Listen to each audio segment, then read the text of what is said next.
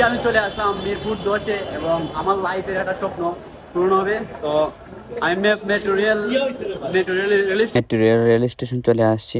তারপর টিকিট কাটার জন্য গাইস এত লম্বা লাইন দেখতেই পারতেছেন, আর আমার খুব এক্সাইটেড লাগতেছে আর চারিদিকে চাইতেছি মামা কবে জানি কবে টিকিটটা কাটবো। আর টিকিটটা কাইটাই আমার জীবনের একটা স্বপ্ন আমি পূরণ করতে যাচ্ছি গাইস। এই দেখতেই পারতেছেন, শুধু চারিদিকে চাই মামা, চারিদিকে চাইছি। আর জীবনের ফার্স্ট টাইম এই জায়গায় চলে গেলাম।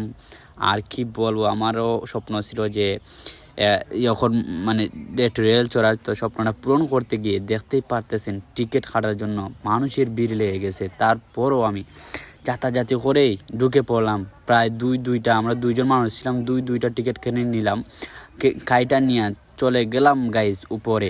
আর দেখতেই পারতেছেন আমার হাতে চলে আসছে টিকিটটা। এই টিকিট দিয়ে আপনি যা মন চায় তাই করতে পারবেন, মানে মেট্রো রেলের উপরে আপনি যে জায়গায় মন চায় সে জায়গায় চলে যাইতে পারবেন। আর এইটাই দেখতে পারতেছেন মামা, এটাই বাস্তব। আর আমরা মেট্রো রেলে উঠার জন্য চলে গেলাম উপরে, আর লিফটে উঠে গেলাম আমরা দুইজন, মানে আমরা দুইজনে ছিলাম এইখানে।